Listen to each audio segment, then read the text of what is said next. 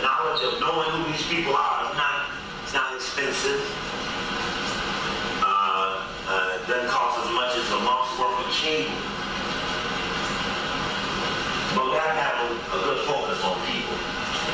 And as I started looking up the oil companies and looking up the directors of the oil companies, something I've come in harped on 50,000 times. We've spent after marketplaces that Brother Jackie had sponsored. We had people leave on a Friday or Saturday and come back on a Sunday with the board of directors of General Electric. I still have the copy they brought that day. The board of directors of Chevron, Texaco, and BP, and the board of directors of J.P. Morgan Chase, etc., etc. And they brought those documents. So the same ones that they brought, I have up here with me now. And knowing who's on the board of directors of these oil companies will give you an idea of what corporate interests surround a particular entity. So if you look on the board of J.P. Morgan Chase, you see the chairman of Exxon.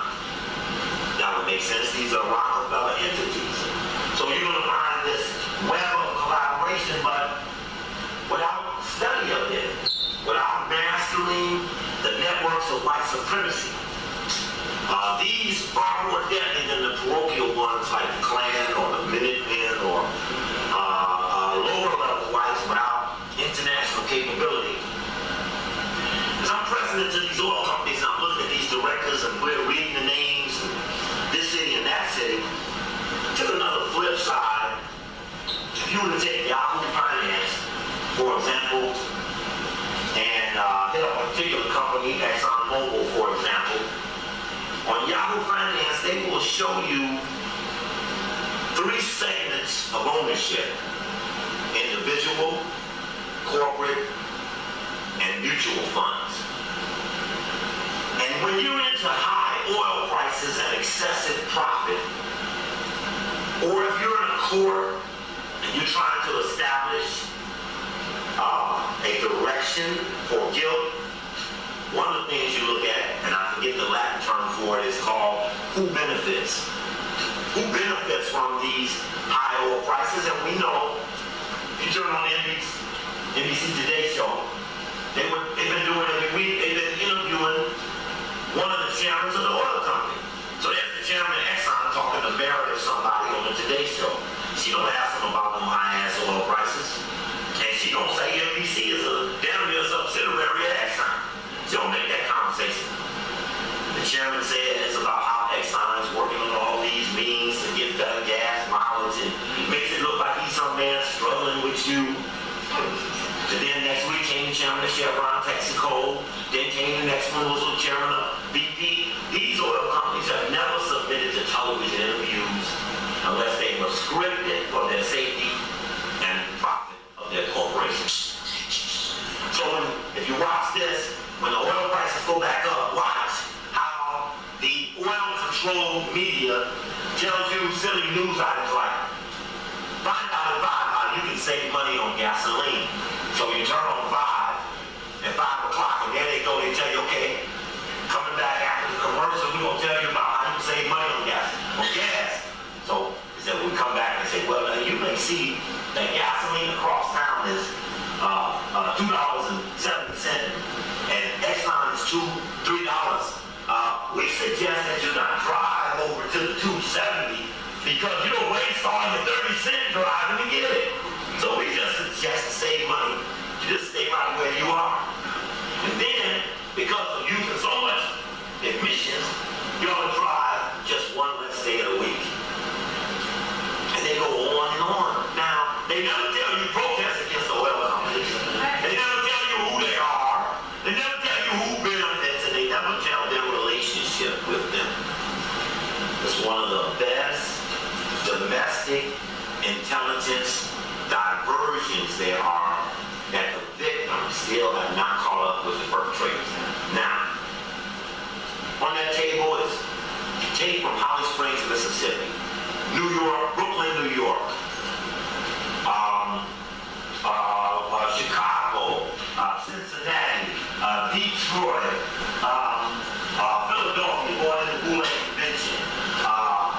York, St. Louis, Washington, D.C., New York, it just goes. DVDs are all in various cities, and every time I go with anybody, I ask them the same questions. So nobody knows none of the answers. I come back to the same people, talk to them again. 6 months later, I ask the same questions, they ain't got the answers. Because there's still not a connection between knowing who's screwing you and stop getting screwed. Just we don't make this connection. But I think there's some easy ways to break it down. And then I'll tell you what happened with me as I'm trying to get to who benefits. And I go to the Yahoo Finance and they got major holders. And they break them down. I'm thinking I'm going to hit up Exxon and see major holder. Oh, it's going to say Rockefeller. But Rockefeller has never been so stupid as to put himself in a position to look bigger and stronger than other white men. So he puts Bill Gates up, and Warren Buffett up, and Steve Apple up, Steve Jobs up. And he puts individuals up into the Forbes 400 richest, or the Forbes billionaires, or the Fortune 500. He lifts other men up above himself to obscure his sense of domination. And the other men whose businesses get enhanced by this elevation, while those with the most money are de-elevated. So Rockefeller might put 7 family members as having $1 billion apiece, but that would not represent the stock or the power or the financial position of the family. So the family has downturned itself. Push these other men up. So then you go to the oil, you look at the stockholders, and it says percent of shares held by institution and mutual fund owners, 51%. 51% of the profit out of Exxon goes to institutions and mutual fund holders.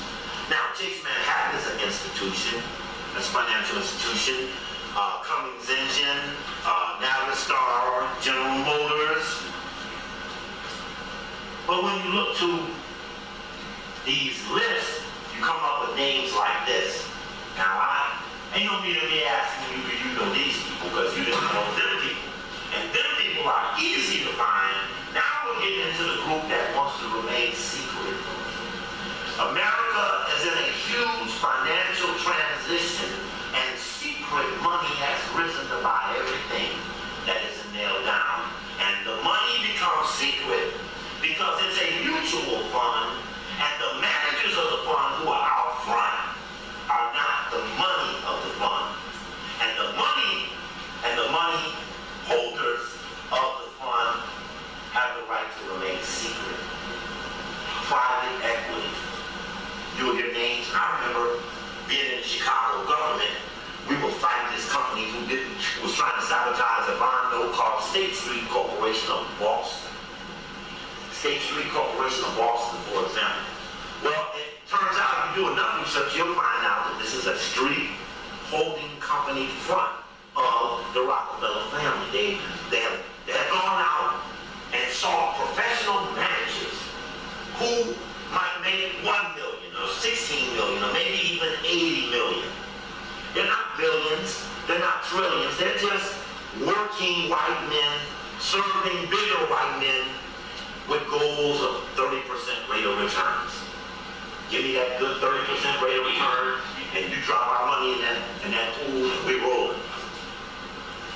As I was coming across in the airport, I saw the cover of The Economist. You gotta remind me, Kevin, if I lift something up, you gotta remind me to turn your way. This is the current issue of The Economist, and it highlighted something that's being discussed by whites, and it's about private equity.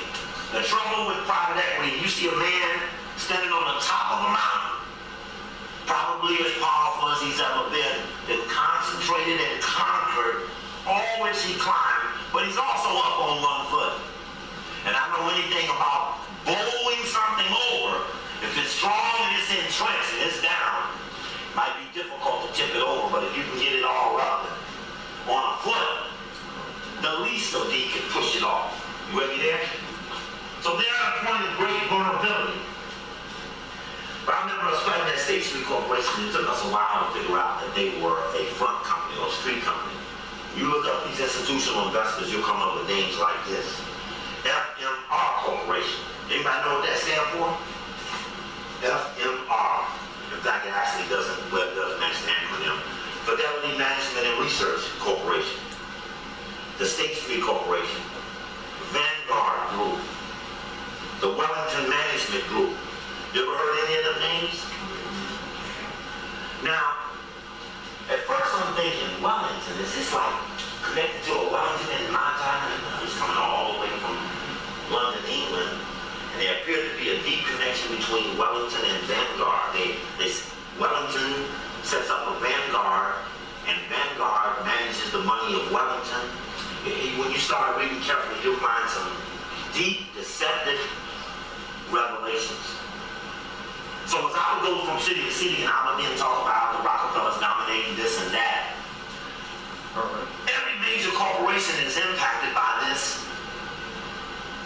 private equity core, who in the Financial Times, which is one of the best money newspapers, here in the Financial Times, they raise the question of barbarian or emperor. Now, if you either one of them, you ain't doo-doo for us. If you're a barbarian, you ain't good for us. If you think you're an emperor, you ain't good for us. So neither of these options are in our interest, because it's dealing with a temperament of white supremacy and a stage of pure financial ruthlessness. They are rich and powerful, but just what are they up to? And these spaces, ain't no need of me asking you if you know who this hall of shame of white supremacy, ain't no need of me asking you who none of them are. But it isn't until the 16-year-old looks at it and says, that's Bill Wasserman or Frank Stolovich or whatever, until they say the name when they see the face, which has been part of a training and in some cases an indoctrination. To be responsible for your own destiny is more than getting a job. We translate getting a job with controlling our destiny. And that's not true. You need money. As Sister said, you need money. But a job is just one means to get money. And we're all tied up. We're going to a lot of people, telling them that we can't do our things for ourselves because we need them. So what are we fighting for? We're fighting for jobs. The Fidelity Magellan Fund, the College Retirement Equities Fund Stock Account, Vanguard 500 Index, Washington Mutual Investors Fund, SPDR Trust Series 1, Vanguard Institutional Index Fund, Institutional Index FD, Fidelity Growth and Income Portfolio, Vanguard Total Stock Market Index Fund, Lord Albert Affiliated Fund, and Fidelity Curative Fund. These funds have 150, 200, 300, 400, 500 million in them. Some of these, like Fidelity, have 150 different funds. One fund got 68 billion in it. And they take that fund and they wait for what they look for and they pounce on it and buy it. And they squeeze it for profit, then they throw it back out into the public, or they destroy it. What is the impact of people who you cannot see? If the ones you do see are bad, the ones you don't see gotta be worse. And the only way you'll know about the ones that you don't see is that someone who don't like them will tell you about them, because no one else will have an interest to.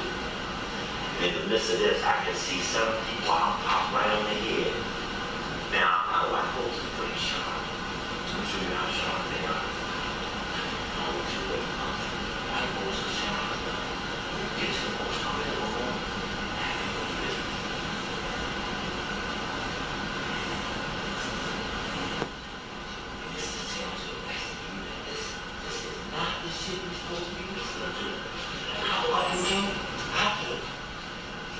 It ain't so critical, I need to even know it. I mean, I can't go sleep in 4 days and it's gonna bring up sleep. Just me personally. I got a plane at 5 something in the morning, I won't sleep at night either. In a whole other city. But the point of it is, I know how you make that shit work. And it's a very subtle thing. You gotta answer that bill every time you hit up on you. Innocent or conspiratorial. Make it almost stand up. Anyway, it's a point about knowing how we're in the jam because we ain't let it open yet. See, I'll make it even clearer in the book. Got a book coming. In the book, I tell a story about finding this information about all these white people who are screwing our people. And then I went to the African Center community. Some of my friends, I'm in Chicago. We got Bobby Wright, Hakeem Mahmoudi, Harold Washington hadn't come yet. Farrakhan hadn't gotten to the city yet. Jesse Jackson is there. We got these people, and now we got this information. We start this process of walking around saying, whoa, look at this shit we found out. Trilateral, Council of Elizabeth. So, we're not really into that. I remember being taken to Bobby Wright Bobby Wright is one of our esteemed black psychiatrists. And being taken to him by Brother Conrad Worrell, the Black United Front, and being assigned to work in a research section. We had 89 black psychiatrists. We were one of the biggest fund givers in the state of Illinois. Bobby Wright was a mental health giant. And we had staff of about 98. We had 5 researchers, 89 psychiatrists, Bobby, a deputy director, Assistant Joan, and 2 other people, 1 janitor, 1 security. It was about 98 of us in all. And for a black institution, we have 98 employees who on every Friday stop what they're doing to bring some of the best scholars in the world. Friday, at the Mental Health Center, we brought in some of the best scholars in the world to come teach to the staff. Their staff in service every Friday. But I have been absorbed into a network that after a while began to say that we really don't need you to look into these things about the trilateral and the Council on Foreign Relations and the takeover education or the secret societies. You need to be working on the right-wing white hatred out of Montana, Utah, Wyoming, etc. Now, these are people who I greatly respect, and I thought maybe they just didn't know enough about what I was saying. Though, same time, Haki opened up a lecture series. We're going to do Steve twice, because man, he got this information, we need this information. They're embracing me, but at the same time, they're worried. Because it appears that in the community there's prohibited information, and even if you don't believe in any of it, you better not mess with it. This is how they say it. So, though they appear to be ferocious against it, intimately, they're scared of it. And when they're scared of it, they can't make someone else have the spirit to fight against it. But secretly, when you're scared, that shit comes through you. And when they come through you, other people can pick up and say, well, that is scary. I see they're burying the N-word. I wish they buried white supremacy. Because now, we get dramatic with ourselves. So we doing that now. We drama. We gonna show white people we clean ourselves up. We're gonna stop saying, but we're not gonna stop being one. We're just gonna stop saying it. Because the definition of what it is one who cannot do for themselves. That's what the word means. And as a result, they become subjugated or subjected to as a result of being unable to help themselves. And so, I used to get that lecture, will there be any niggas in the year 2000?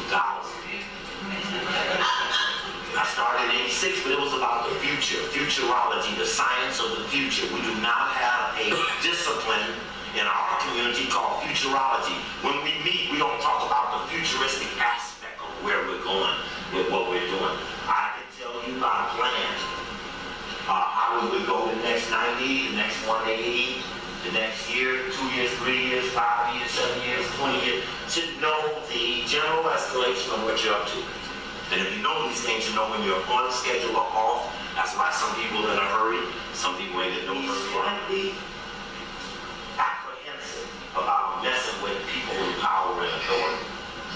And many times our African Center community dominates our universities. When we get to the people that we really like, the university has them too.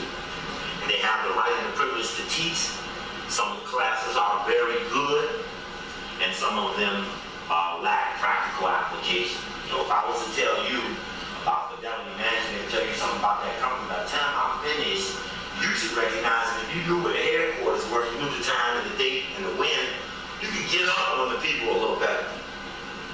And that's part of where we're trying to head to. By putting pressure on a particular entity that has remained obscure, and by taking, oh, that guy there is the chairman of the Blackstone Group, which is a private equity firm that just went public. The co-chairman with him is a man named Peter G. Peterson, who's chairman of the Council on Foreign Relations, because these are all interlocked relationships.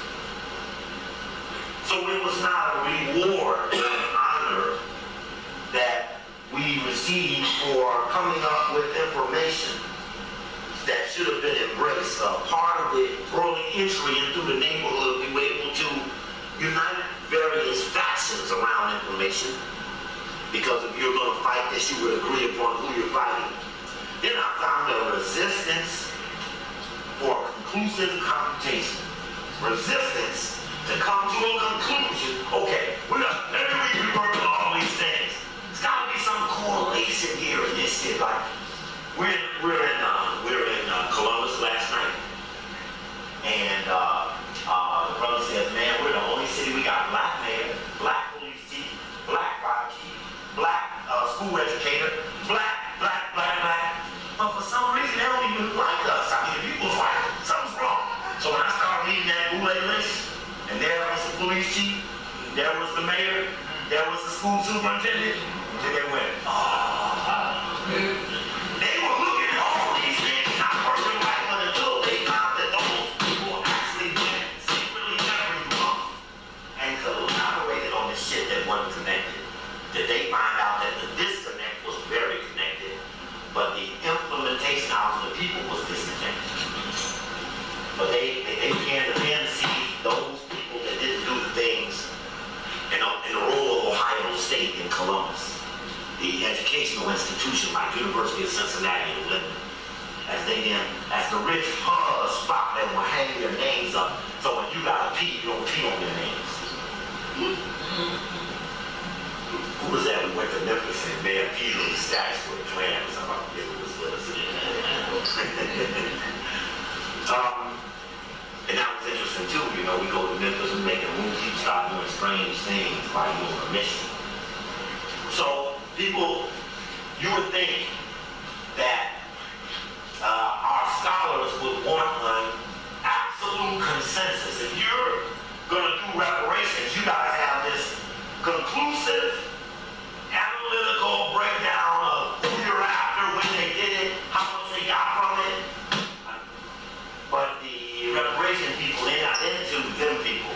They're into the money, and they have to, when they have started the process of specifically finding a particular corporation, like Claude Anderson did, going back through the history, like he did with his family, using the Library of Congress to establish a claim. This process of going back should have been in our pockets to begin with. How do we get screwed? Look at the different skin complexions on our faces from light to dark. That should have been, who did that should have been in our pockets. It's part of what we study. It's part of what your family bears, is the pain of its ancestors. Can you hear those people you love crying out, asking you to catch on?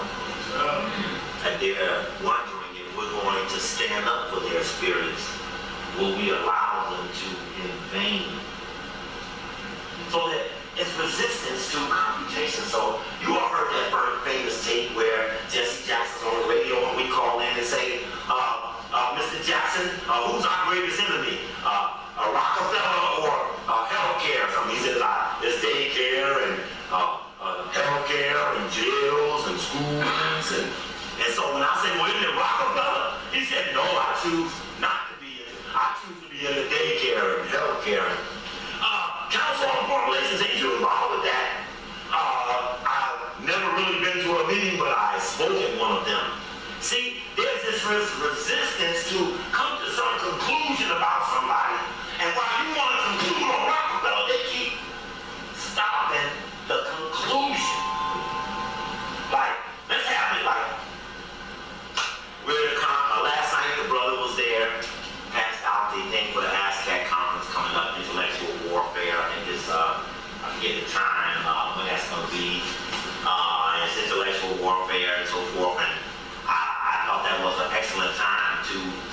to the ASCAC question. It's not against any member of the ASCAC or the organization, but it had to do with another segment of Afrocentricity that had a problem with finding out about the Boule, because they had actually cut a deal with the Boule years ago to take money from them to integrate their structures together, and they never thought anybody would ever find out about them, get to the bottom of it, and then find them in. So when I get the first Boule list, and I see Jay Carruthers is on it. Jay, I love Jay. I'm from Chicago. I love me some Jay Carruthers. I don't get how Jay ends up on the Boule list.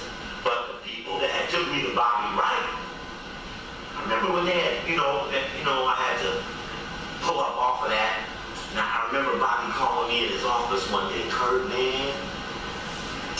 And they had sent me to a meeting, like, Steve, you go to the outreach meeting. Well, I go to the outreach meeting, and it's at the LACA meeting, and they give us all these forms. They say, you're in a coalition. When you go to these meetings, you fill out this form, or what happened at the meeting, who did what, who said what. I looked at that and said, this sounds like a spy report. So I looked at it, and I told Bobby, I said, Bobby, man, they don't need a spy and this and that. He said, well, wait, you know, I said, man, I couldn't fill that out. He said, you fill that shit out. I said, oh, man, I ain't filling that shit out. I ain't filling that shit out. I mean, you could fill that shit out.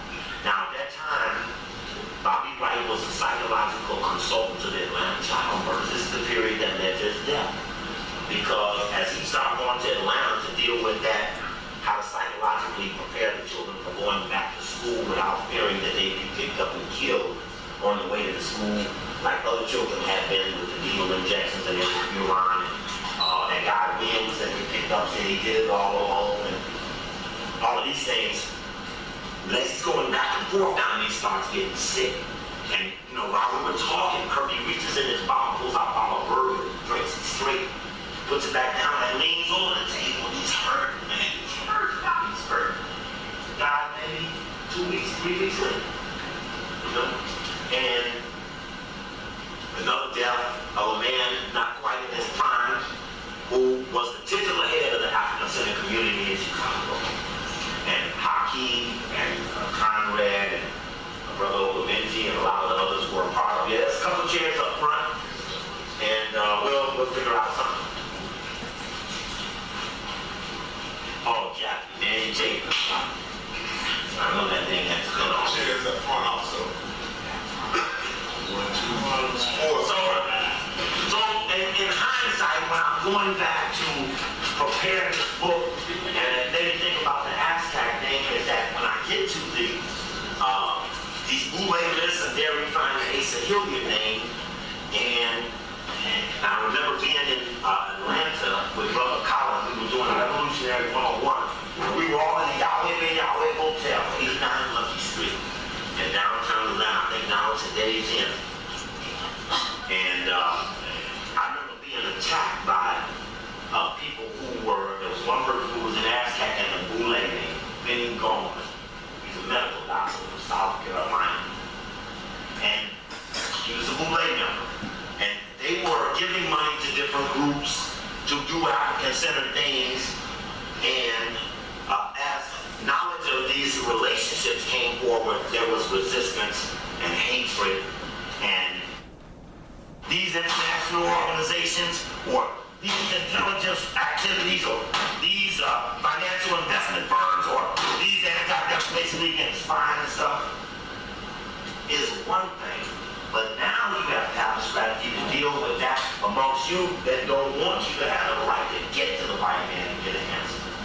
See, getting to him is the end of the fight, because they'll fight you all the way to him. So your preparation has to deal with how to get with your people to get the right to get to their people. I want the right to play in the finals, but I gotta get through all the rest of the brackets to get there. And that's very important. And I'll say this honestly too, when I review that deposition of Ken Lawson, and I think about all the money and the pain that went on for people, for other people to have an advantage. He may have sold it more than one day and we ever made in 15 lectures. That's some sick shit. A lot of people got hurt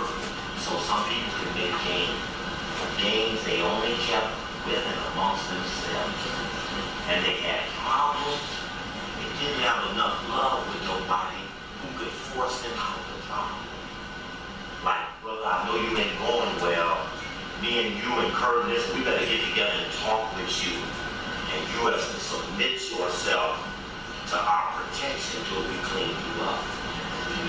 It should have never got to that. But there had to be love before that, so you know somebody falling, you could grab them. But they got away, and now all our personal shit is out there. I mean, now, man, I couldn't tell you how many times I would be confused about what that brother's real motives were. And I remember how many times we talked about how much money people got in this city and why they never shared none of the money with the people who fought for them to have the right to get the money. People, they never invested in the machine to help the ones that came after them. That's right. Get their money, they leave town fearing for their own safety. But what about the people who fought for the shit who might be in more trouble than you? Tell them. It's the same. Something's wrong here. We got to get through us to get the right to get to them. And we got to know them so well. We'll have so little time that we got to be intensely precise with every single element, address, timing, moment at the end of a long ride to get to the bottom of something. But it's never been easy to get through our part of it.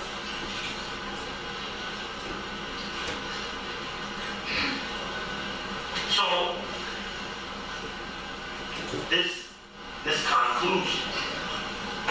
this conclusion of computation, I'm working with some students. We're talking. They say, brother, we're gonna go away and we're gonna put together our little liberation notebooks, and we're going to, based on how we explain these entities, put together a little playbook that we as youth will have for our own operations. Looking for my glasses. And we will use these to keep up with the process. Liberation Playbook A, owners. Kind of broken down into several things. I'll hold that one up to the camera. Top is the owners. Corporations, banks, oil companies, defense contractors. B, public managers. The president, the Senate, the Congress, the Supreme Court, the governors, the mayors, the city councils, the state assemblies, etc. The owners, the public managers, the president, the Senate, a public manager. They don't own the entity, they're a part of managing it. The private managers, the Council on Foreign Relations, Trilateral Commission, the Bilderberg Group, prison lobbyists, police unions, correctional officer unions, etc. Private managers, public managers, and then they got manager training, secret societies, Masons, Skull and Bones, etc. And their interconnection of this is their conclusion about conversations like what we're having here. We got owners, public managers, private managers, manager trainees. Who owners are? Owners are real live people who are major stockholders and board of director members who instruct corporate action and set future agendas. Hierarchies.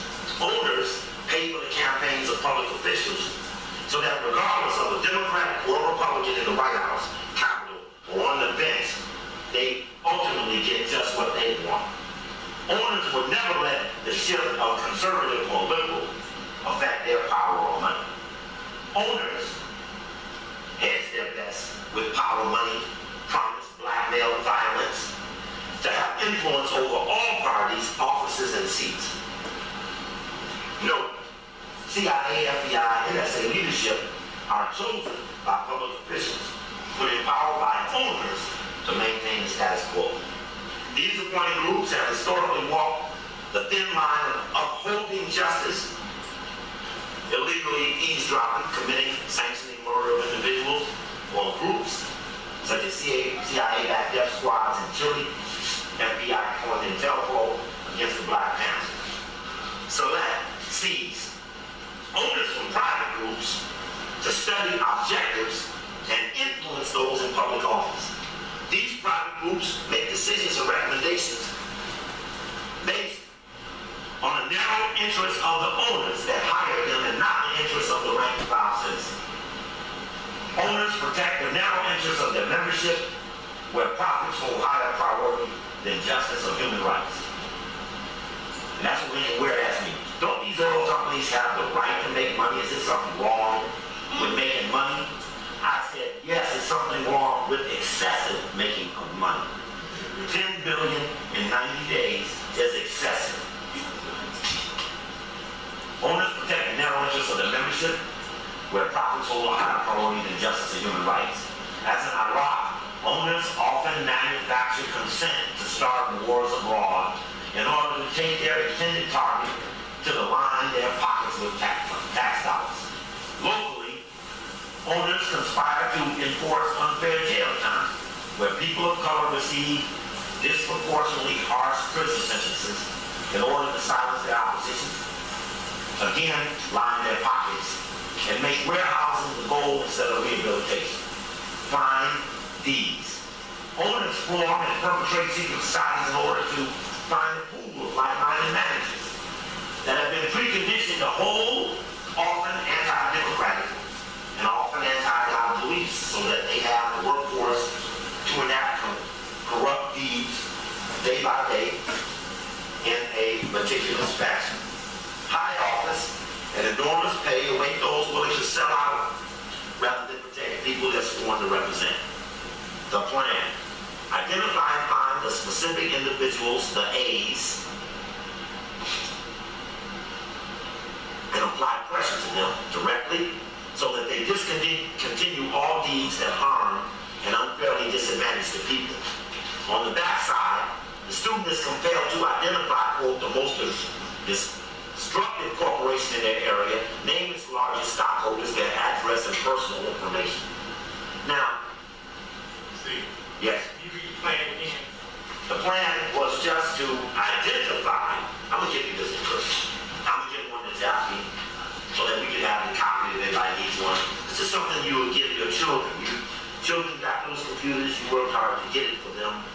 Teach them how to use it to find certain things. Give them a homework assignment that school will never give them. School won't give them the assignment because school can't. So you have to give it to them, and then you have to know what to give them. The plan, identify and find the specific individuals and apply pressure to them directly so that they discontinue all deeds that harm and unfairly disadvantage the people. In other words, as opposed to being into things without names, they've gone through the process of identifying a certain segment of somebody, and then they know, with that knowledge, they're responsible to apply the pressure to stop the action. It isn't just, we know I'm smart, it's we know and now we press. Who we press? You never press nobody if you don't know nobody, so we come with the press. Now I look up these oil companies and I find these names, these private equity firms. We're talking about private equity, the use of private money to buy public things. Barbarians or emperors, again, neither are in our interest. Private equity. So when you get into the story and it says buyout bids at record 82 billion, busiest month yet for private equity offers, rush before credit markets deteriorate. And as conversation about the intensity far and above any other corporate interest, banks are no longer looked at as entities to get money. Bank will set up a deal, but the private equity firms come in and make the deal.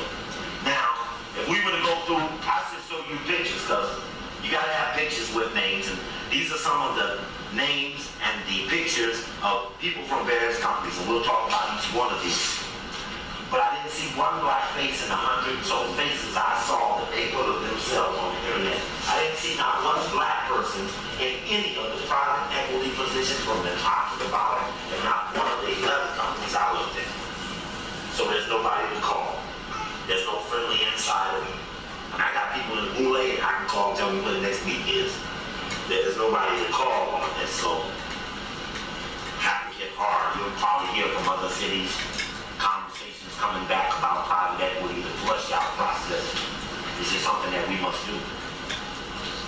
So when we get to the State Street, when I look over here, I'm looking at Exxon, and I see State Street Corporation got 42 million shares.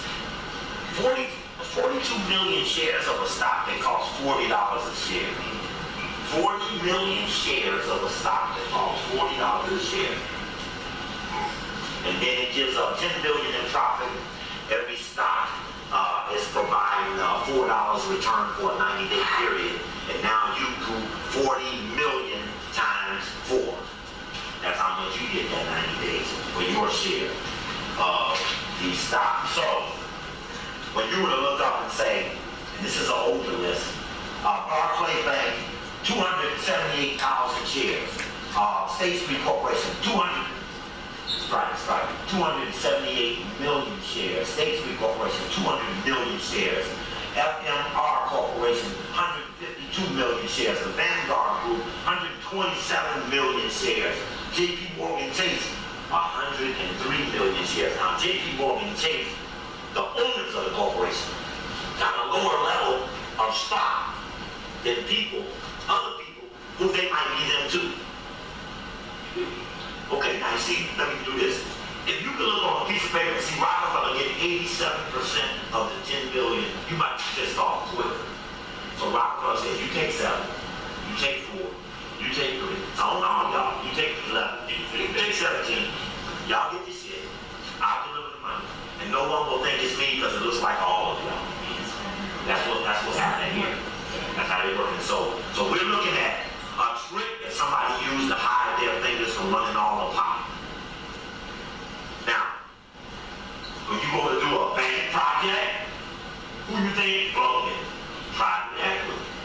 But one time you gonna go to that meeting and you got all this information about who they are, and they gonna talk some shit, you gonna jump their asses, or you gonna connect you I'm on your ass anyway. Funny you come in our time. Because you have to develop leverage over these people who come in with money and all you got is votes. You got the power to vote them out if the game ain't rigged. Is the game rigged? Probably voting is a domestic intelligence program. Because it's electronic, it don't have to count correctly. We all admit it ain't right, we ain't too pissed off. We'll probably do it again in November. So they got a way to hide the money. Now let's go to a different couple of oil companies and see how this holds up. Now this is Royal Dutch Shell.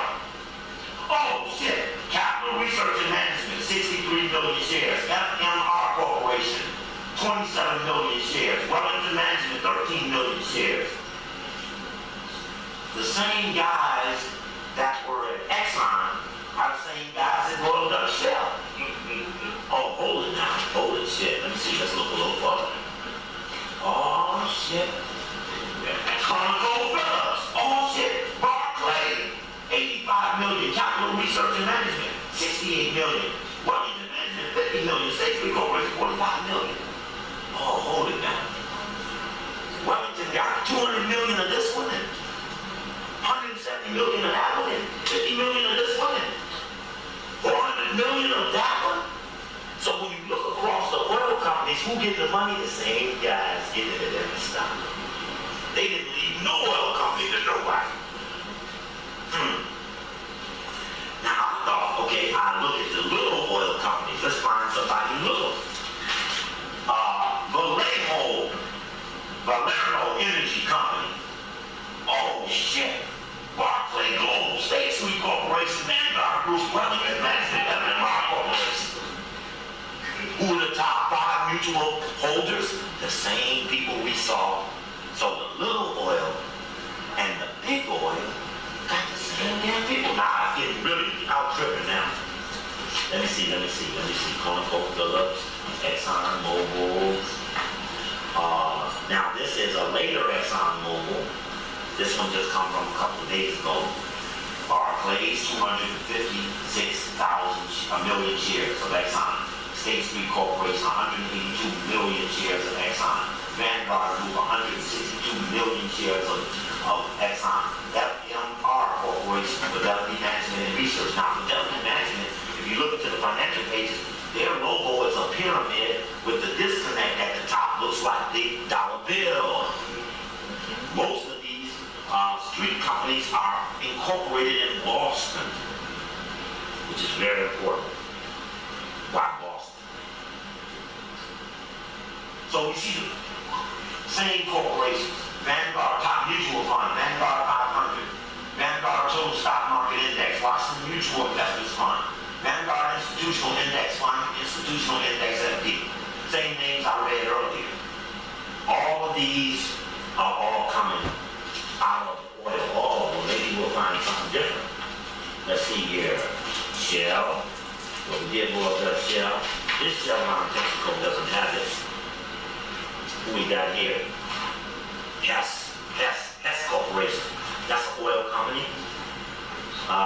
Same thing. Same people, same layout, no change. Why could that be? Sonoco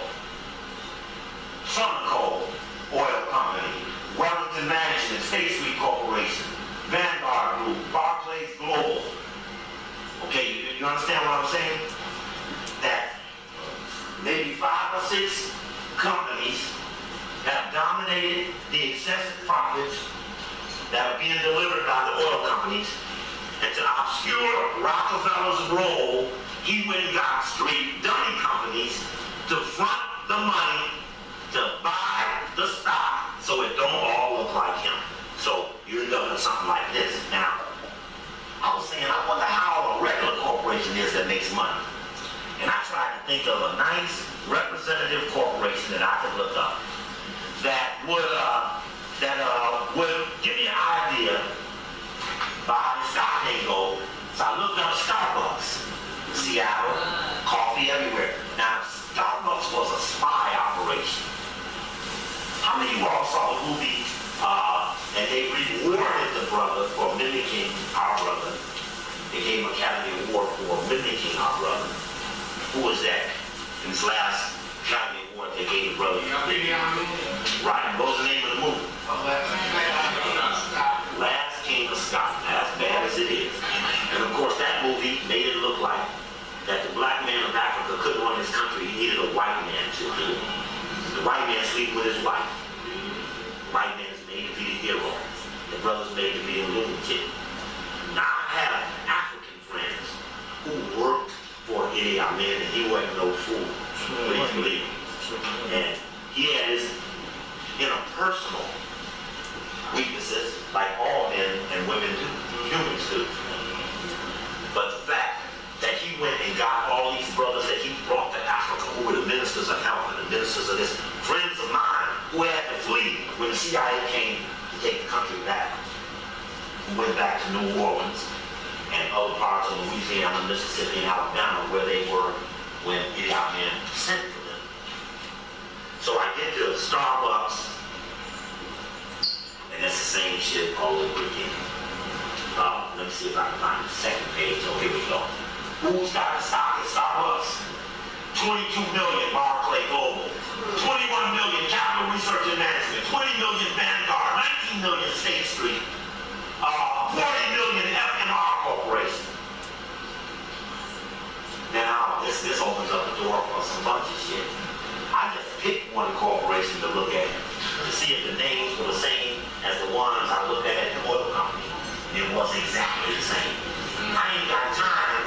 I don't have a desire to look up anymore because I have a funny feeling where I'm gonna find that maybe 6 or 7 folks in some strange names involved a bunch of shit we don't have no idea. And they ain't gonna reveal themselves until it's too late for us to stop them, unless we stop them before it's too late. So that's kind of set up that way. Now, basically, they feel comfortable to know that most stories about them have come from them. So they fear not who reads the Financial Times to attack them, because it's not accessible in the urban communities.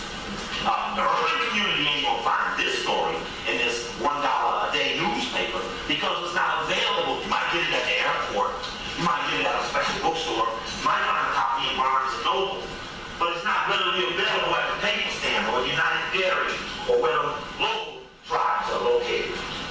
So they don't fear who reads this story because these are their constituents.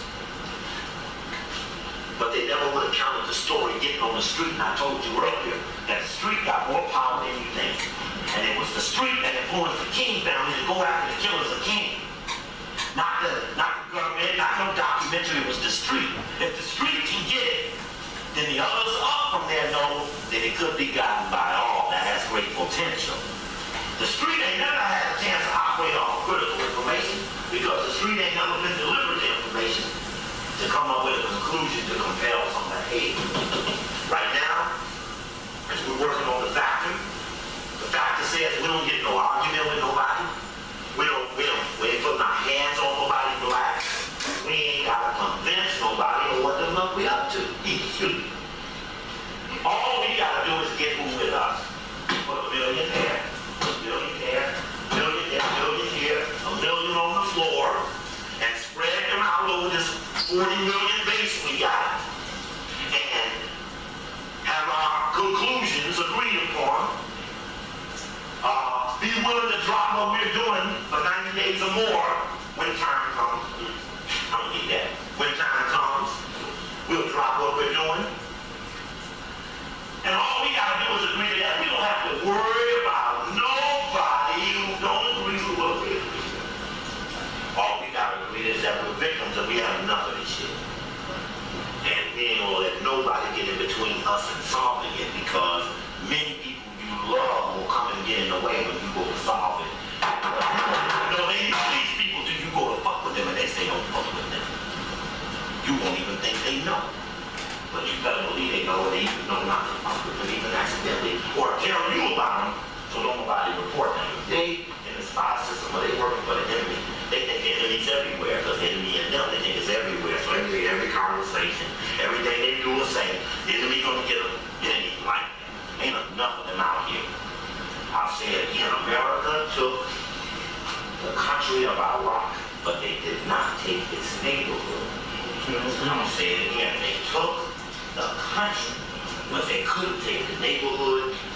Find a neighborhood you're willing to protect for 3 generations, and no one will ever get it if you decide so. They took the country, but they couldn't take the neighborhood. So to get to the neighborhood, they had to come down the road.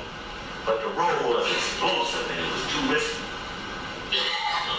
Wood said some shit the other day, tripped me out. This is some deep shit. This is deep. White folks is really getting pushed to the wall. Now, as much as we have been victimized by white supremacy in this country, it was not enough to make the world come to our defense. They said, well, that shit didn't pass, Negro moving up, Negro look happy, you know, no problem, you know, everything.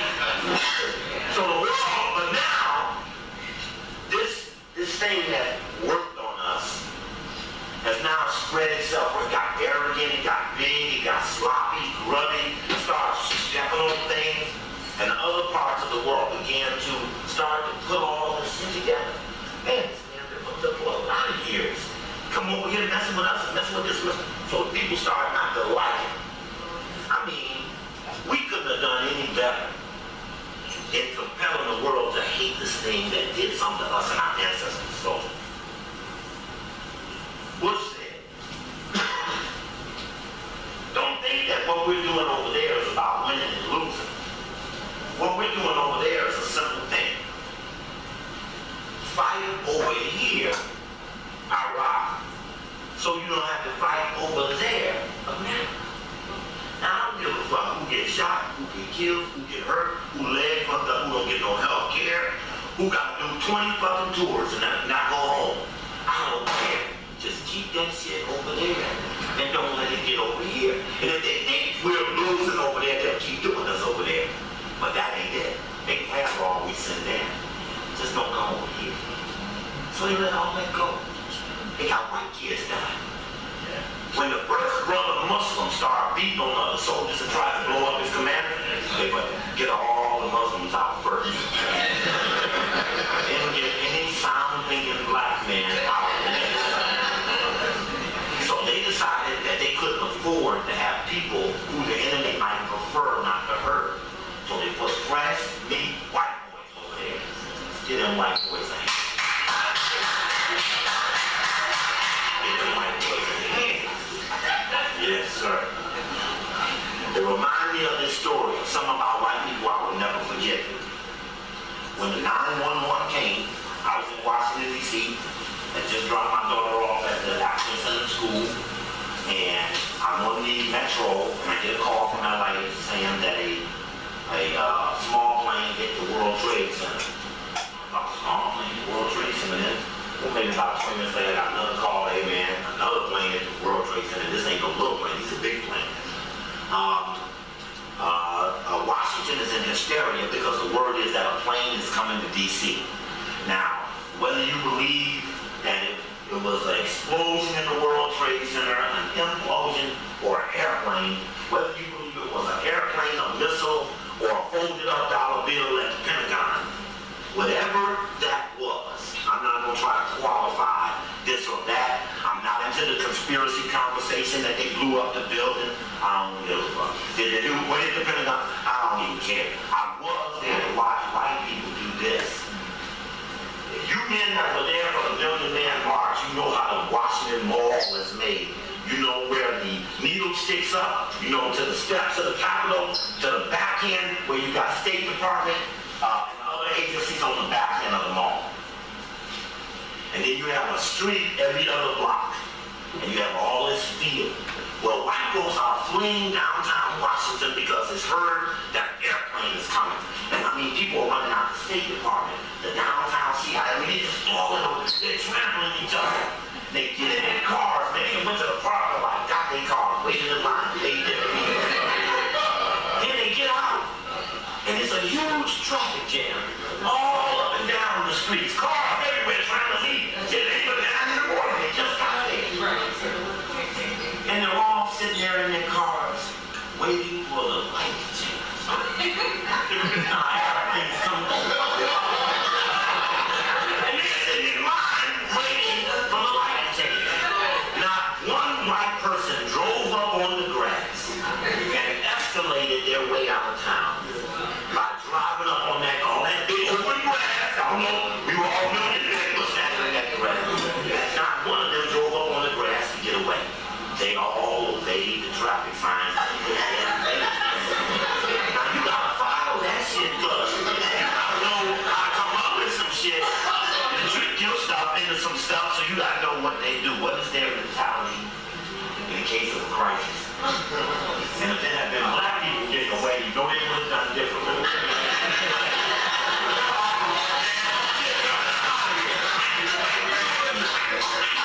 Yeah, you go out the car. Then you go out the car. Look, this is my and so now they pull out these air-to-ground missiles.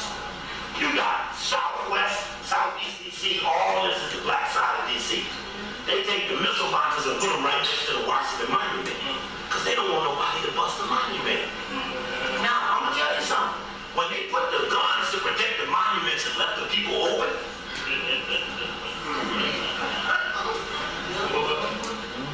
anybody ever been in the Washington Monument? Anybody ever been in there? What's in there?